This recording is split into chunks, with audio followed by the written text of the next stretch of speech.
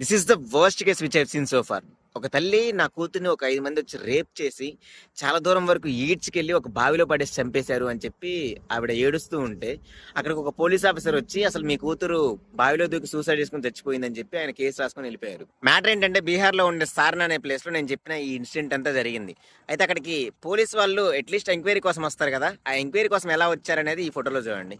ఇక్కడ మ్యాటర్ ఏంటంటే వాళ్ళమ్మ పర్టికులర్‌గా 5 మంది పేర్లతో సహా చెప్తుంది. అంటే ఫలాని వ్యక్తులు మా అమ్మాయిని ఇలా చేశారు అని చెప్పి.